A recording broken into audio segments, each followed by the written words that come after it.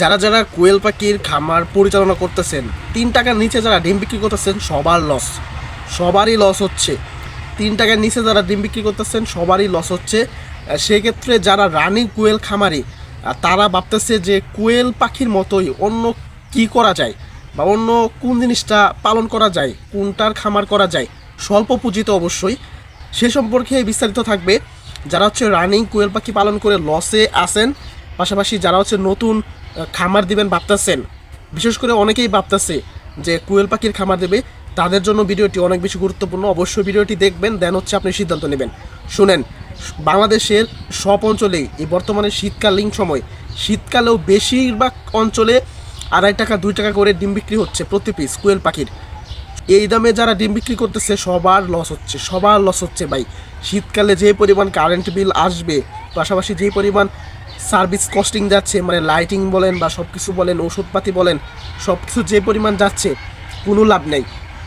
যদি আপনি ডিমের দাম 3 টাকার উপরে বিক্রি করতে পারেন প্রতি পিস, সেটা পাইকারি হতে পারে বা খুচরা হতে পারে, এবার এসে আপনাকে 3 টাকা বিক্রি করতে হবে, তাহলে হচ্ছে আপনার অল্প কিছু লাভ থাকবে বা আপনার খামার চালিয়ে যাওয়ার মতো অবস্থান থাকবে। তাহলে আমি বলি, যাদের কম তারা এখন কি করবেন, বিকল্প হিসাবে কোন জিনিসটি আপনি পালন করতে পারেন কোয়েল পাখির একদম বিকল্প হিসাবে আমি বলতে পারি, আপনারা দেশি মুরগির লালন পালন শুরু করেন।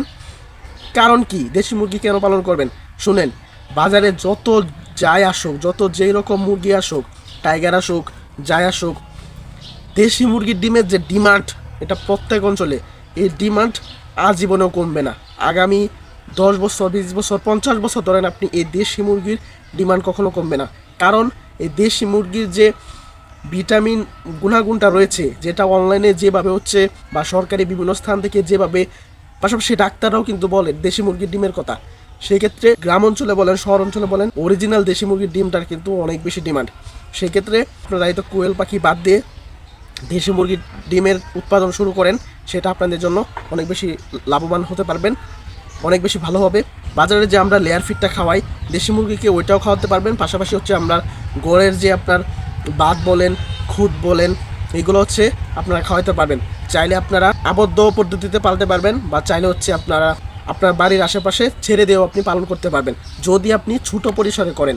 আর আমি প্রথম পর্যায়ে বলবো, যারা হচ্ছে নতুন, তারা হচ্ছে খুব অল্প পরিমাণ দেশি মুরগি দিয়ে শুরু করেন। আপনি বিষয়টা বুঝবেন, শিখবেন, দেন হচ্ছে আপনি একটা পর্যায়ে আস্তে আস্তে নিজেই বড় করবেন। সেক্ষেত্রে প্রথম পর্যায়ে 10টা বা 20টা এরকম পর্যায়ে মুরগির বাচ্চা দিয়ে আপনি শুরু করেন, তাহলে আশা করি আপনি বিষয়টা বুঝতে পারবেন, শিখতে পারবেন। এমনকি এই কোয়েল পাখির খামারের যে লস, এই লসটা আপনাকে টানতে হবে না। অবশ্যই ধন্যবাদ। ভিডিওতে একটা লাইক প্রদান করবেন, চ্যানেলটি সাবস্ক্রাইব করে পাশে থাকবেন।